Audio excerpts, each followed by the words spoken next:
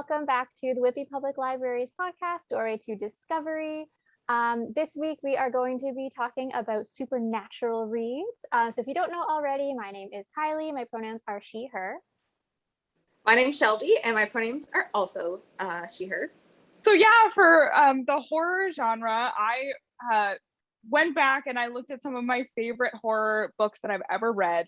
And one of my favorite horror authors is Shirley Jackson.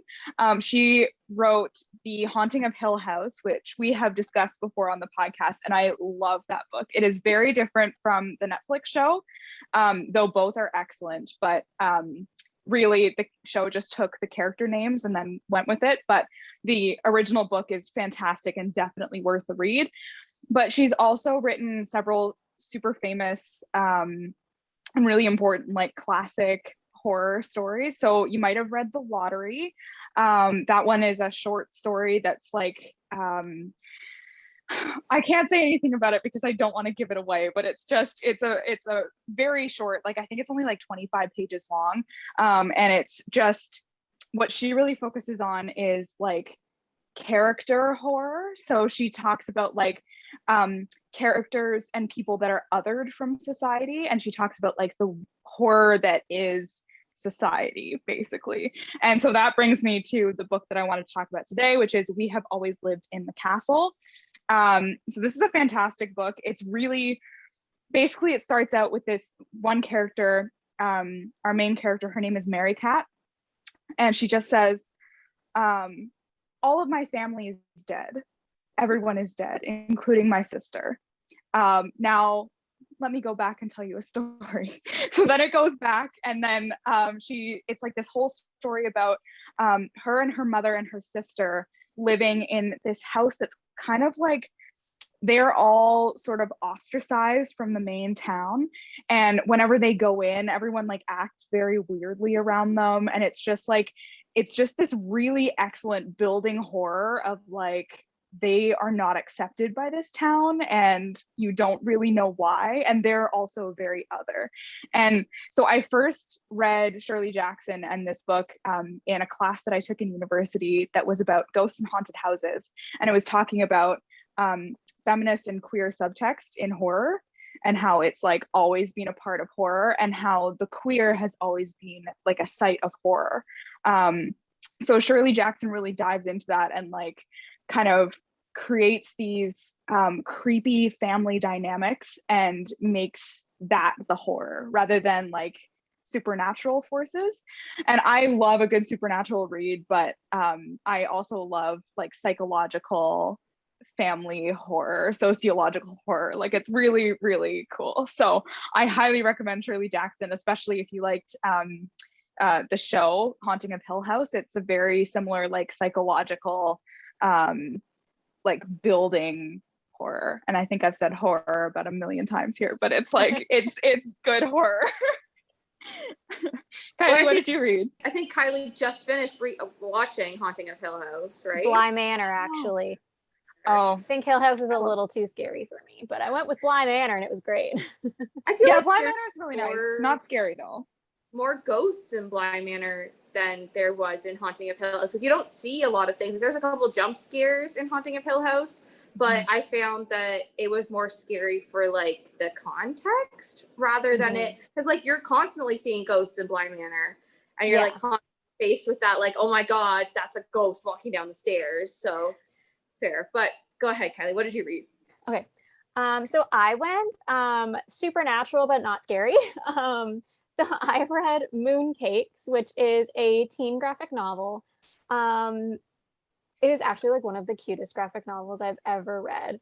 It is about these two teens, Nova, who is a witch, and Tam, who is a werewolf, and they were childhood best friends, and then they kind of lost touch for a while. And then Nova works at her grandmother's bookstore, and she kind of helps like investigate like paranormal happenings around town. And one day there's a report of a werewolf fighting a demon horse in the woods, and so she goes to investigate, and it's Tam. And so she's basically reunited with Tam.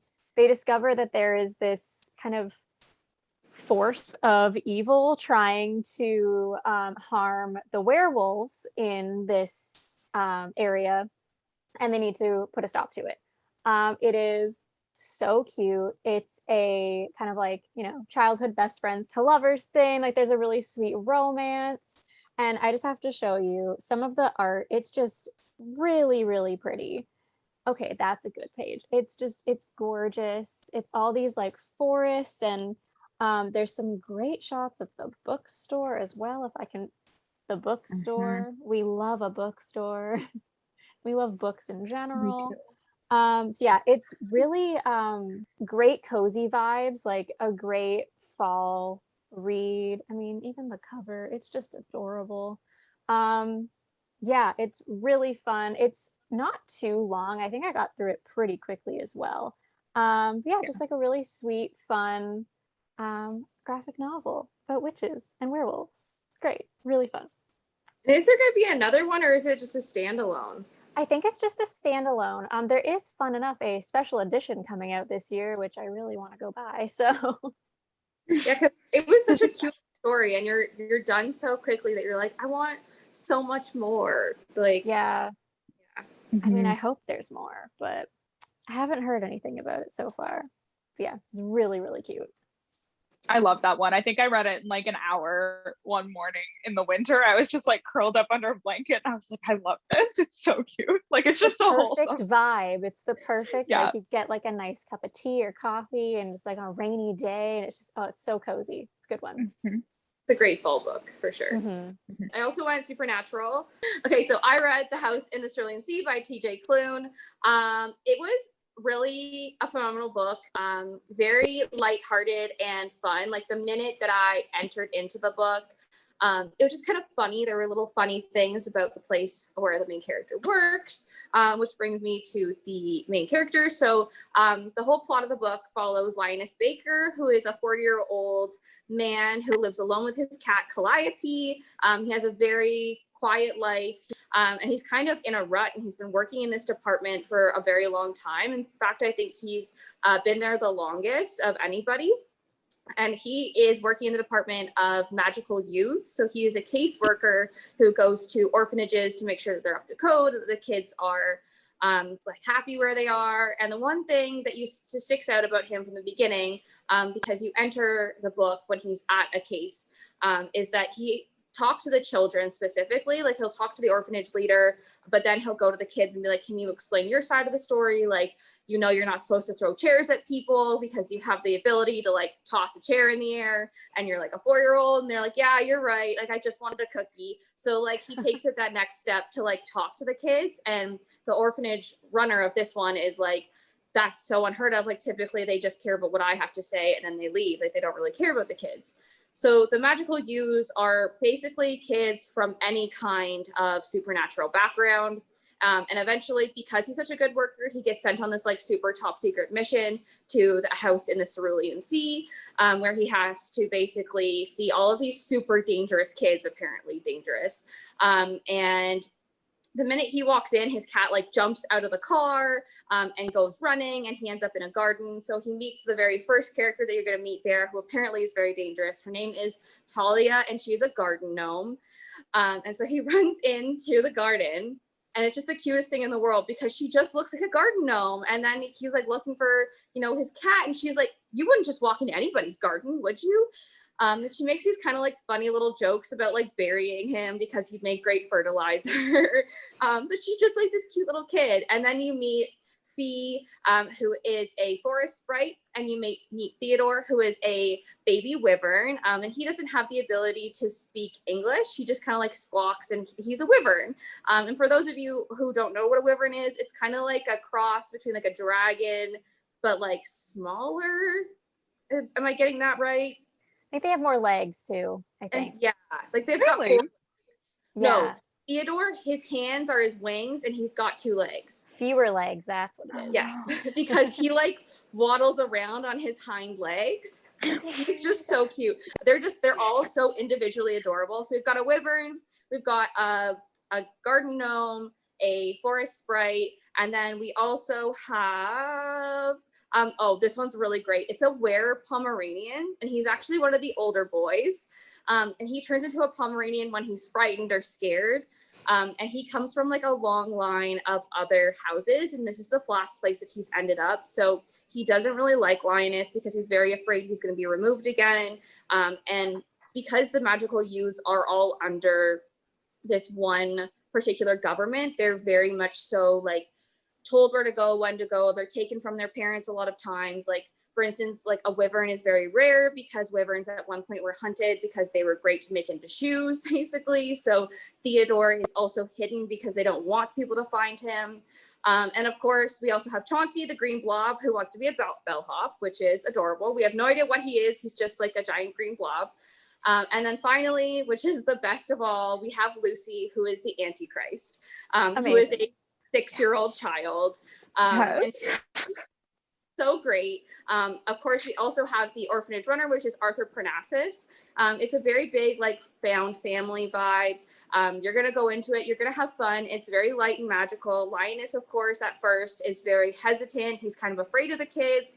Of course, when you're met with the fact that you're going to be seeing the Antichrist, you too would kind of be afraid. And then on top of that, like, Lucy also likes to kind of like lean into it. So he'll like make the room dark and be like, I'm going to eat your souls. And then Arthur will come in and be like, okay, Lucy, that's enough. Go wash up for dinner. And he'll kind of like leave. He's just a tiny little boy. Time for bed. Time for bed, yeah. But it's about lots of different things. Obviously, it's about being with a family. It's like living versus existing. So before, you know, Linus gets there, he's kind of just existing. He's not really doing anything. And then once he gets there, he's like, this is what a family looks like. This is what a home feels like. I want to be a part of this. Then it also kind of looks at safe spaces versus like self-isolation, especially with the kids. Because the kids come from all these different corners of the globe and have been left behind, or they don't know who their family is and they don't know who they are. But you know that in the end, they're all going to be happy and like live together. But I think it's really fun and definitely recommend reading it. It's definitely a happy book to read. So if you're looking for something that's going to like give you a little laugh and bring you a little bit of joy, this is definitely the book for you. Cute. So is that a YA? No, this is a general fiction, actually. Okay. And I've heard a lot of good things. I've heard it pop up several times on different like book talks and just like groups that I'm in. And everybody seems to love it because it's not necessarily going to give you fall vibes or like anything like that. It's going to be more like kind of a beach vacation because they're on an island. But it's supernatural and it's fun. And I think you don't get a lot of general fiction that are just meant to be enjoyed and have fun with. They're not really going to be like in your face, like this is the problem. It's kind of like there, but you're more or less along for the journey and just to see them all kind of like fall in love with each other and become a family, which I love, which is fun for adults too. So please read it. That's sweet. Yeah, because when you were talking about it, you reminded me a bit of one that I pulled off my own shelf, Miss Peregrine's Home for Peculiar Children. I loved this book when I was a kid, and I found it so interesting because if you don't know about it, the author Ransom Riggs like found actual old creepy pictures like this and then like wrote a story around the pictures. So like he looked at so the cover is a girl floating, so he made her into a character in the book where she just floats. And so then he found all these supposedly supernatural pictures of children and then created stories for them. And it's like a school of kids with peculiar talents. And like the pictures are so interesting and cool, like the double reflection there. And then like they're so very creepy. Scary. Yeah, like, Very scary. Like the bog. There's like a bog that they have to go through to get into the next like world or whatever, right? And terrifying. The movie, terrifying. So it has that like side of terror to it. And actually one of the reviews I was reading, they were talking about that book too, because it's very similar. But I didn't know that the photos were real photos that he like wrote around. Cool. Yeah, he found them all and like he was just like going to places and like, hey, I found these creepy pictures. Yeah. And like it's an excellent story written around those, but like it's cool to hear that theme or like that idea of like a home for othered children has been like expanded and like into an adult novel too, because I find that kind of thing super interesting. And so like that sounds like House in the Cerulean Sea would be a good one. Yeah, and I like that it's kind of from the caseworker's point of view. Like I love that book as well, but you're getting it from a children's perspective, like them coming in and seeing it, but as an adult and getting to understand like the government side of it too. I think that's the kind of fun part about it, is that you can kind of, maybe your work is kind of mundane and you feel the same way about it, you don't feel as much joy, like, or you just, I like any adult, you get into this routine where you get up, you go to work, you come home, you eat, and you go to sleep. It's kind of gonna like remind you of that, but also kind of give you a sense of family, and I love that about this book. It was just magical, and it's fun to read just like a magical book every once in a while. Yeah. Ooh, speaking of magical, another book that I read, I don't have it with me, but the Xhex. It's a witchy rom-com. It's so fun. I just finished reading it, and it's like truly it is just like a romantic comedy, but they're all witches. The main character, Vivi and Reese, it starts like 10 years before. There's like a prologue, and basically they had like a summer fling, and they break up, and Vivi's like so upset that she like kind of jokingly curses him, her and her cousin, and turns out 10 years later the curse actually worked, and he comes back to town and like keeps almost dying. Like he almost gets hit by a car, and then like a statue almost falls on him, and she's like, hey, funny story, I cursed you a decade ago and it seems that it worked. So the whole thing is like the curse kind of spreads to the town. Oh no. And so now there's like their cat starts to talk, and like she wakes up and the cat's just like, hi, treats please. And like there's these little like they own like a fake witchy shop, like it just sells like little like toy skulls and stuff, and like the skulls all fall off the shelves one day and start attacking everyone in the store. Yeah, it's great. So the whole town is being affected by this curse now, so they're like, we need to stop this. But it's also like a sweet second chance romance, which love those. And it's really, the banter in this was hilarious. Like they do not get along at first, but also they're still like super in love with each other, so it's really funny.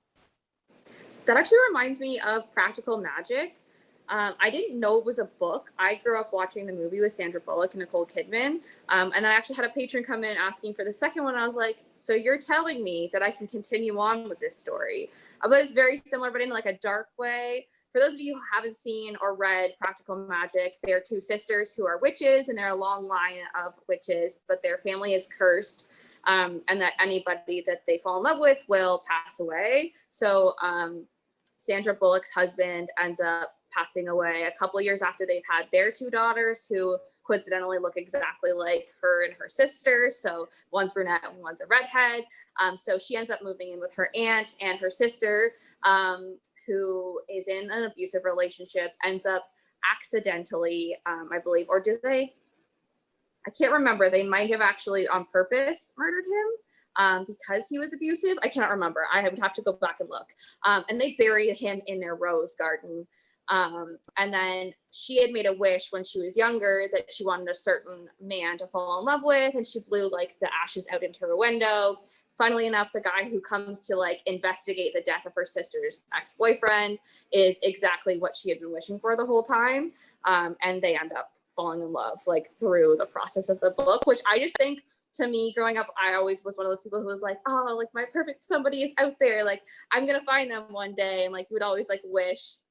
And I love that she finally found like who she needed to be with, and it's kind of a second chance romance as well, because she had lost her husband previously. But yeah, I'd be interested to see what the other books are about too.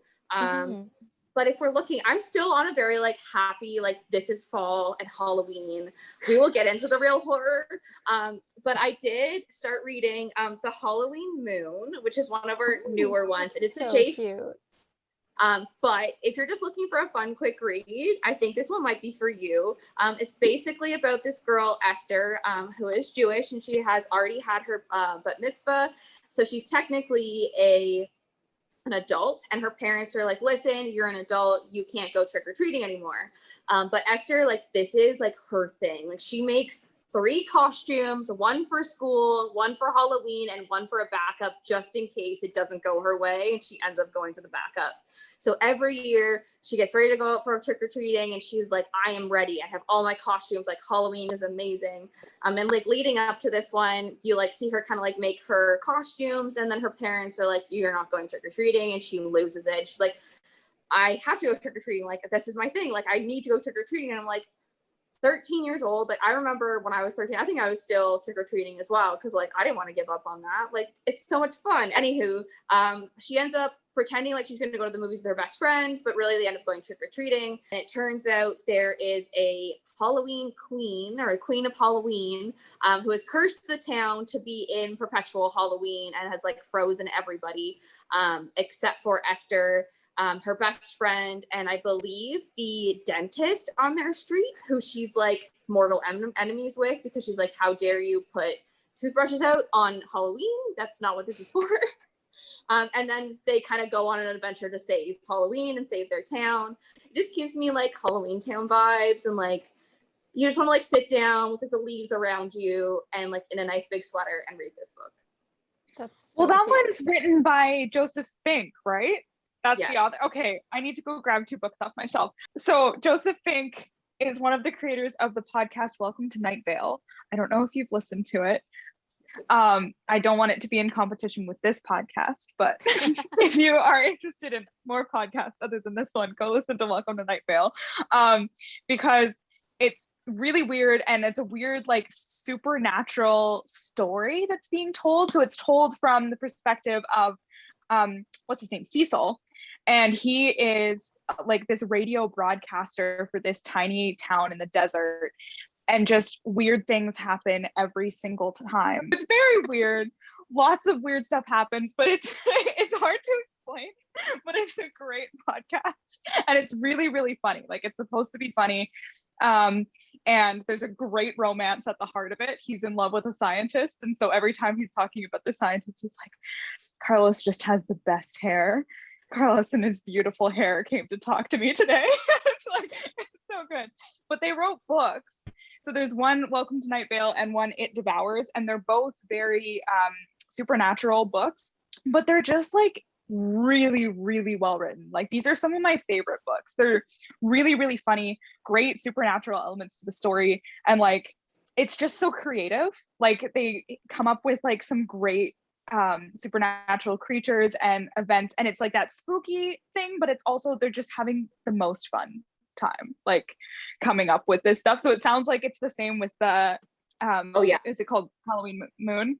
Yeah, they're definitely just having like a fun time in this Halloween atmosphere, and that's what I loved about it. Was like, I have not gotten very far into it, but just the vibe of just having fun. One thing I love about horror and this genre is that it's so original a lot of times. Like, people are coming up with the most original stories that scare the bejesus out of you, and you don't necessarily find that in all genres. Like, I know like historical fiction is historical fiction, you have the same kind of vibe every time. Don't hate me for that, but you know what I mean. Like, these ones, like, you don't know what you're walking into when you read a supernatural or a horror. You're like, this is someone else's imagination running wild 100%, and that's why I love it so much. Mm-hmm. That reminds me of Mexican Gothic, which is, yes, so good. But seriously, I don't know what I was anticipating when I went into this, but this was not what I was expecting at all. Like, basically the main character, Noemi, they receive a letter from her cousin basically saying like, come save me, my like in-laws my husband are trying to kill me. And everyone's like, oh, she like something happened to her mentally, like she's unstable, she needs psychiatric help. And so Noemi's like, I don't know, like I'm gonna go check on her because this is very out of like the norm for her. Arrives at their like giant mansion and discovers that, yeah, there's something kind of creepy going on here, and can't quite put her finger on what it is, but she starts to like hallucinate. And then she's like, am I actually hallucinating, or am I just like forgetting what's happening? And it's spooky. It definitely, I mean, speaking of Hill House and Bly Manor, when I was watching Bly Manor, I was like, ooh, this is like Mexican Gothic vibes. So if you like those shows, this is great one. Yeah, it's spooky, great vibes, really kind of keeps you guessing. It's a good one. Yeah, and it's another one that's like very much on the sorry, not the supernatural, the psychological horror vibe. Like you don't know what's real and what isn't. And that's what I loved about Shirley Jackson stuff too, is that like you don't know if it's actual ghosts or if it's hallucinations or like what's happening here. Like is it an unreliable narrator or what's happening? So it's I loved Mexican Gothic. That was like, it was another one that was very much into like weird family dynamics, and like definitely. It was like a very old family, and it was also definitely about colonialism, and it was very good. That was a really good one. I like that one.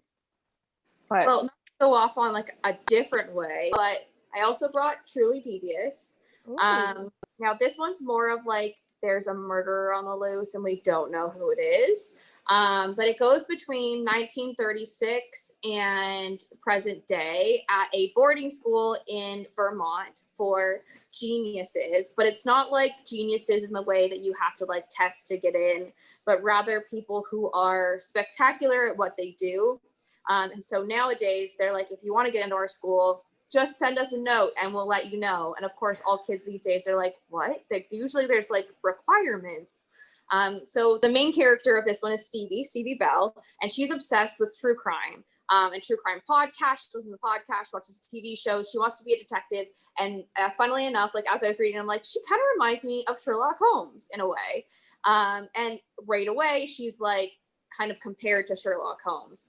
But it starts off in 1936 with a little girl who goes to this school back in the day. And there's this cool little area. You're allowed to basically go anywhere around the campus, and there's lots of games. So Ellingham is the name of the manor, and it's Albert Ellingham is the owner, and he loves games. It's like mandatory that everybody plays Monopoly once a week. They have like tournaments. Everybody plays Monopoly. There's always games.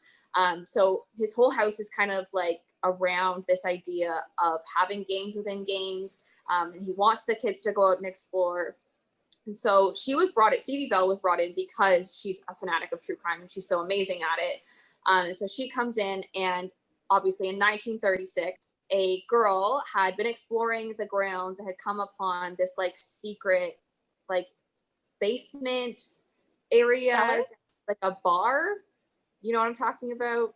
Like a speakeasy. Oh. You would go down there, but then you would like climb up this ladder and you'd actually pop up on a little island in the middle of like a lake or pond thing that's like by the school, and it was like a dome, and so you could like see all the way around you. And she would come there during the day and she would read. She's like, it's the perfect reading place. She'd bring a little blanket and she'd like tuck in and she'd read.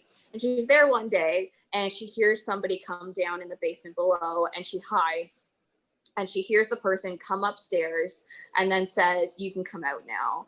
And so she like opens her eyes, and he's sitting there and he's like talking to her, and she's like, I just have to go, like I should really leave. And he's like, you know, I can't let you go. And the last like moment you see with her is her like getting like pushed down the stairs, or like down back into it. So she's one of the people that we're investigating, or Stevie will investigate.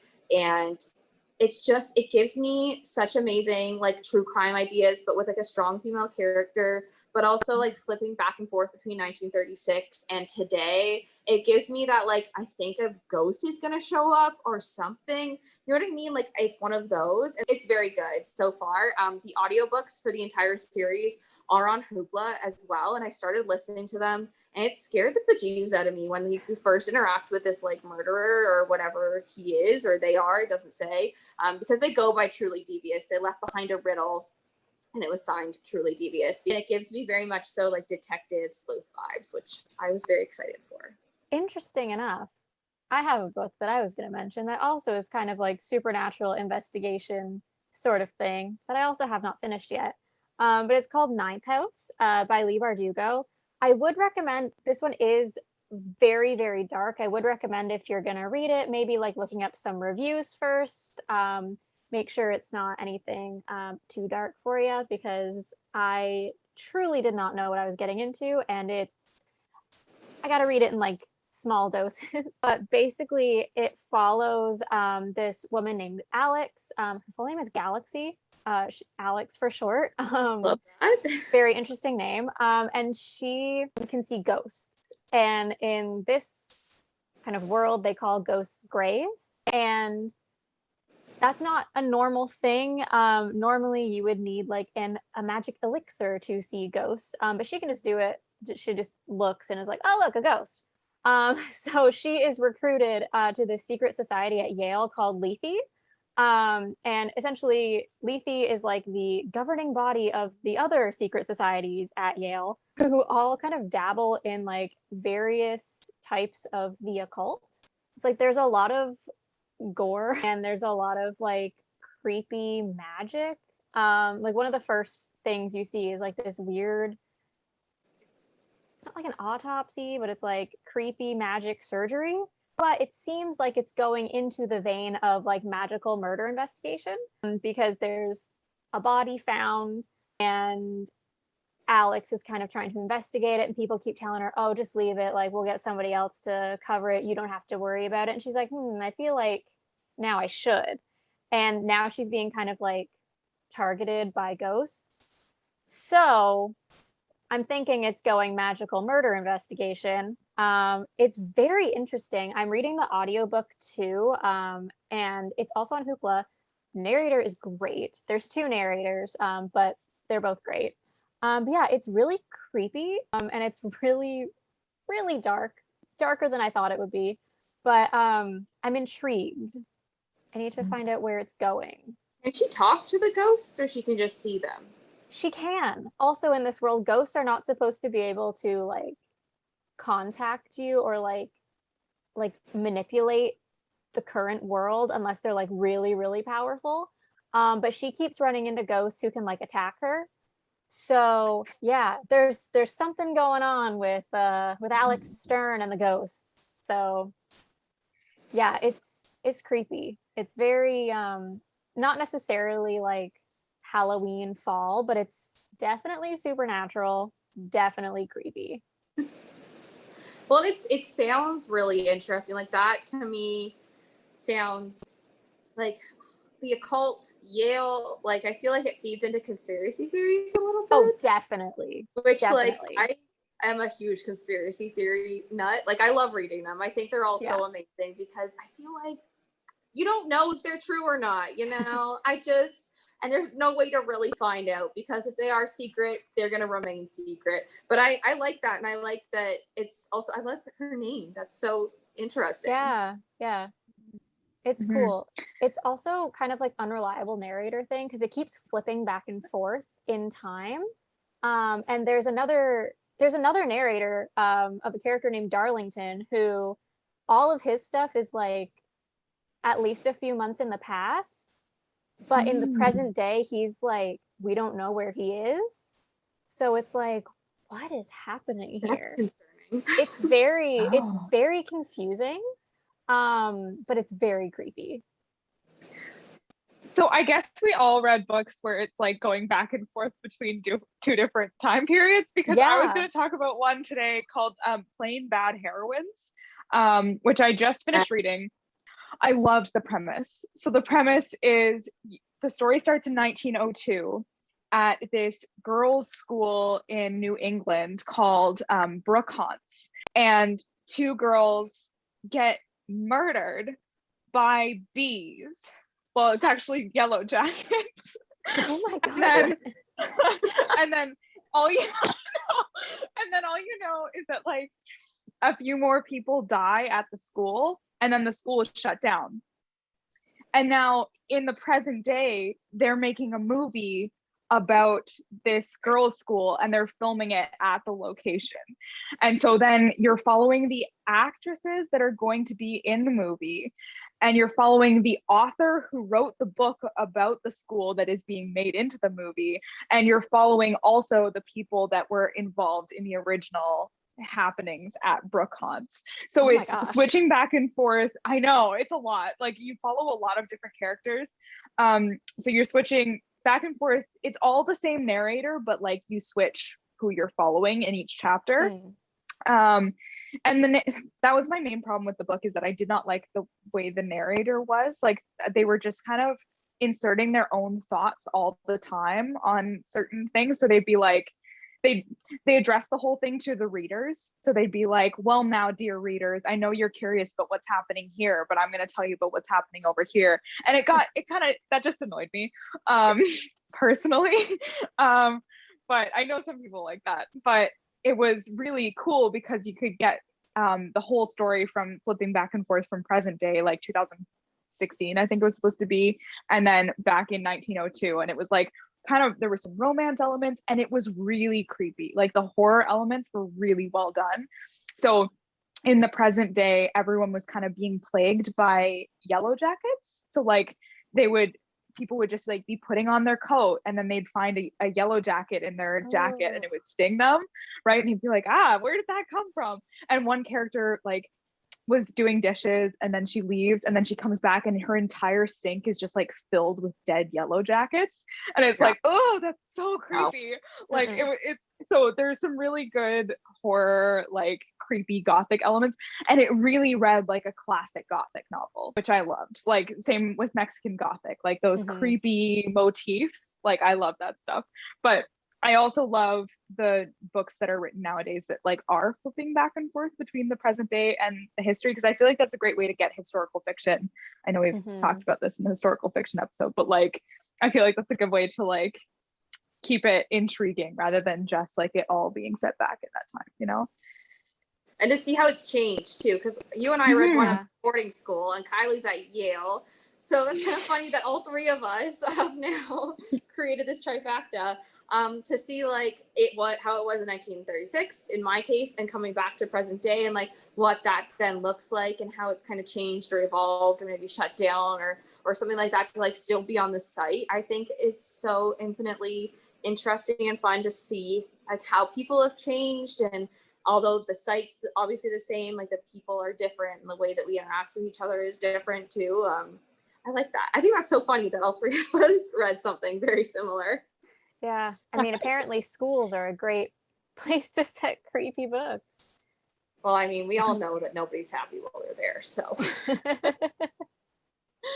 especially boarding schools, like weird stuff happens at boarding schools. Like people will, you don't just leave kids alone to run free. I'm actually reading, this is not horror specifically, it's thriller, but I'm reading Lisa Jewell's newest book, which is The Night She Disappeared, which funnily enough actually kind of coincides a little bit with this Gabby Petito case that's going on right now. Not that we usually talk about current events, but for those of you who are out there who know, she was a 22-year-old who recently passed away on a trip with her partner, and now he is also missing. Look a little bit into it, because there's a lot going on, and maybe in October we'll finally have figured out some things going on there. But the Lisa Jewell one, the main character, it flips between the mom who her teenage daughter went missing with her boyfriend, which was in 2017, and in 2018, the girlfriend of the newest headmaster of a boarding school in the area.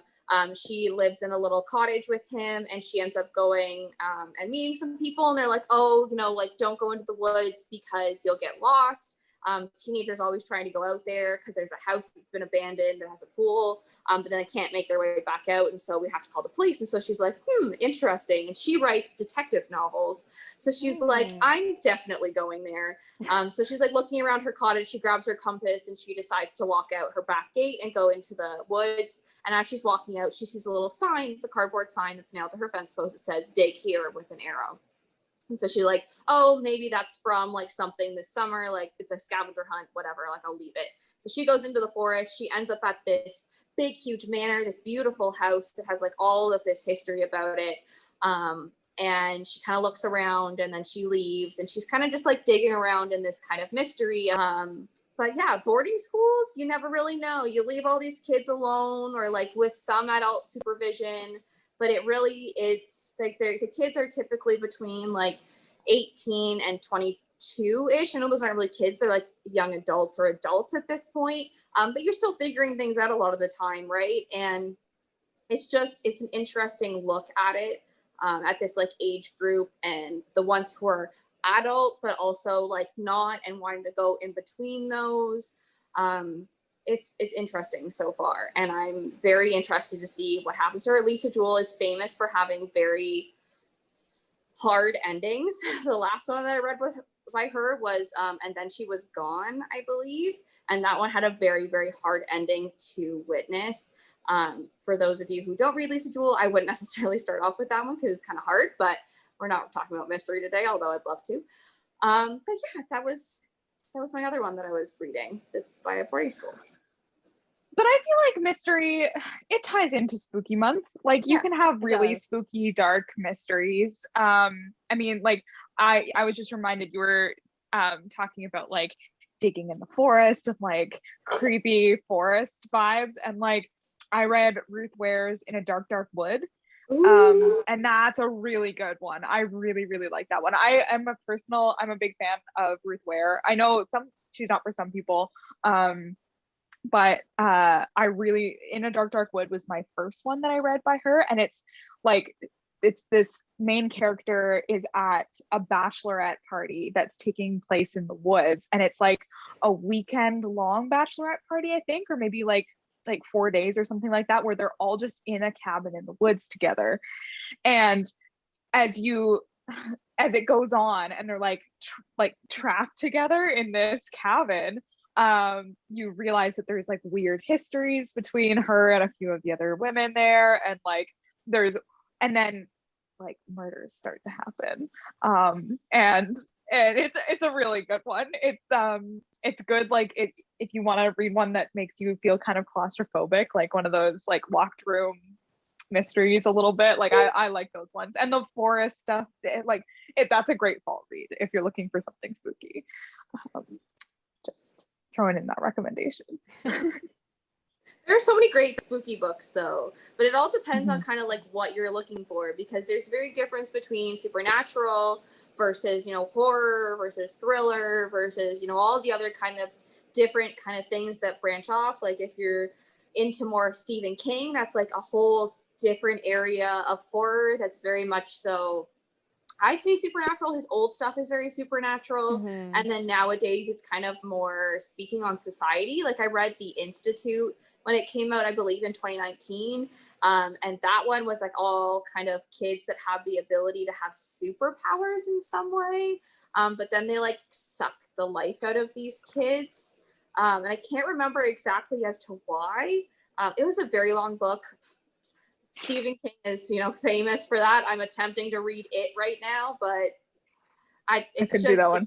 It's so massive. I love the movies. I absolutely adore them, but there's something about kids in horror that just kind of hurts sometimes. You're like, either it's like Scooby-Doo vibes where you're like gonna find a mystery and like solve it, and not like you're in mortal danger and you're a small child. Like there are a lot of like really hard themes in The Institute. But yeah, old Stephen King, if you're looking for a good, spooky, scary the bejesus out of you, like I would definitely be like The Shining. The Shining got me. The movie, I was not afraid of the movie. The book, oh my goodness, the book, there's this one specific scene where like the hedges come alive and they're all like cut to be animals. Oh, it was scary. I was very afraid. I like would look at hedges later and be like, you're not gonna move, are you? Stay where you are. There are so many different vibes that you're going to get from horror and supernatural, that kind of range from like fun and lighthearted to I can't sleep at night. Yeah. And I am a big fan of the ones in the middle. Like I'm a big fan of the ones that are like hinting at supernatural, or it's just like weird, like unsettling. Like I really like a lot of classics, you know, Yes. like I love Frankenstein. I love, you know, this one's kind of a silly example because it was a satire, but Jane Austen's Northanger Abbey is a great one because it's like kind of supernatural, and it's supposed to be like she's really afraid of this house that she moves into because she thinks it's haunted, and she thinks there's something weird going on with the family, and it's like it was a joke about Gothic horror and Gothic fiction, but it actually is kind of creepy and a little bit unsettling, and it's really enjoyable. And so like that one, even Jane Eyre has like I was a gonna supernatural element to it. Like I love those ones, you know. You were gonna bring up Jane Eyre? What's going on. Yeah. It's kind of just like hinted at, and you're never really fully like pushed at you. So you only have your imagination to really drive that fear. And when your imagination has the ability to just kind of run wild, it's gonna run wild, right? So I Jane Eyre, I have an English degree. I spent a lot of time reading the classics. I do not love them. I'm not gonna lie. I find them very boring most of the time. I don't like to sit there and have to think sometimes when I read, but Jane Eyre, from the beginning, I was like, oh, you have my heart forever. Like, I really adored it. So that's a good one to bring up. It's a fun one.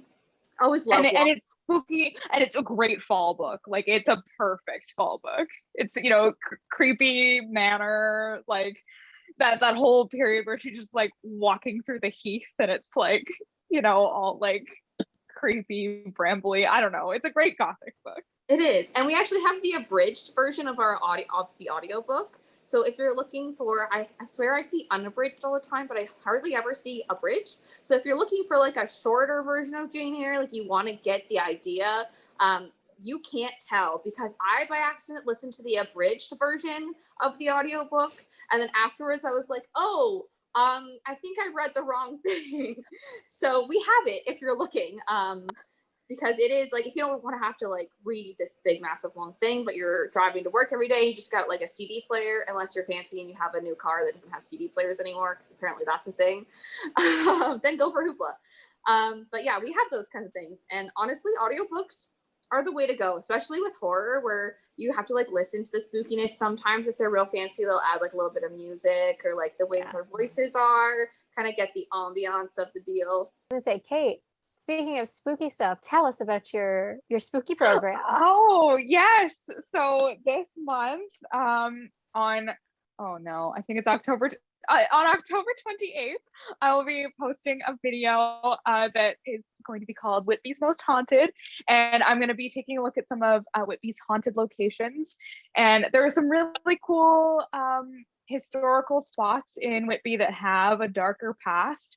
I'm going to be talking about places like the Station Gallery, where it has been notoriously haunted by a man by the name of Billy Stone, who worked as a ticket seller at the railway station.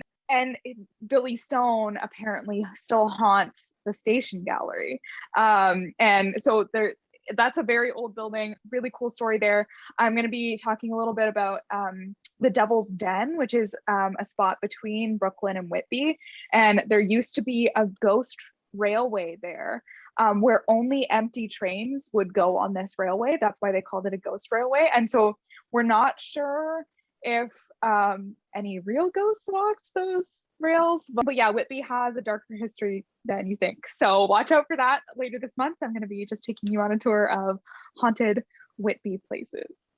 Ooh, creepy.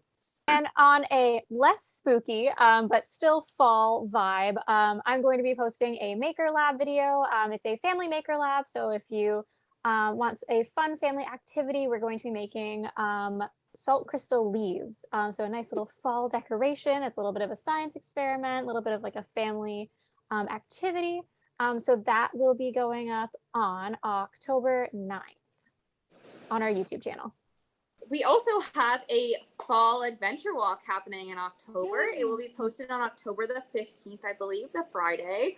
I'm going to be going to a national park or a provincial park near us that you can actually get access to free parking with our Cloca and Ontario Parks passes that you can get from us at the library. So please check those out.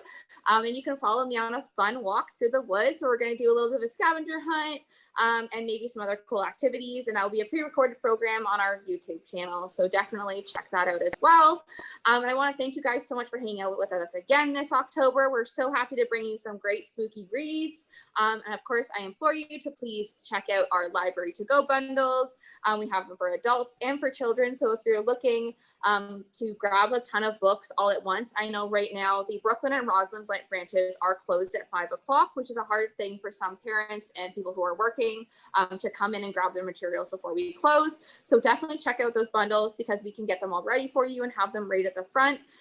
So check that out. And of course, we always post the entire list of all the books that we mentioned in our podcast on our list. And of course, we have those for all of our podcasts that we've ever made. We are coming up on 1 year in January, so I'm very excited. Yeah. For all of us. We also have the fall reading program happening on October 1st. So we've already had a couple of weeks, so make sure to check out the fall reading program as well. Make sure to follow us on social media at Whitby Library, and don't forget to check out our TikTok as well. The lovely Erin and Jess over at Central are in charge of that, and they're doing a wonderful job. And of course, check back in November for our next one, which I believe is going to be nonfiction, which I know, so out of the ordinary for us. We're very excited about it. And of course, if you guys are listening and you ever want to drop in and talk to us, we would love to hear from you as well. Don't forget, we have an email that's attached to all of our videos, so you can send us, even if you're just to say, hi, like I listen, I'm out here, or even just to ask us to review something. We're always there for you for that too. We would love to hear from you guys. Even tag us on social media to say that you're reading one of the books that we picked, because we do notice if you're reading them. Sometimes if you have a bunch of them on hold, we kind of do like a shelf audit every month where we go through. So we did recently see that a bunch of people, or somebody had like a bunch of our books on hold that were from a podcast. So if that was you, we were so happy to see that. And it makes us so happy that you guys are checking out our books. Like you can see Kate's face, like that is how excited we are. We are very easily pleased. Like as soon as I see someone checking out something that was mentioned in the podcast, I'm like, oh, they're our fans. So yeah.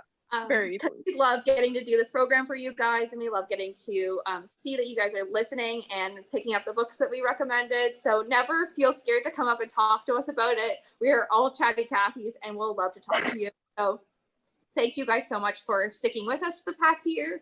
Even if you just listened to one episode, we are so happy to have you, and we will see you next month. Okay, bye. Bye.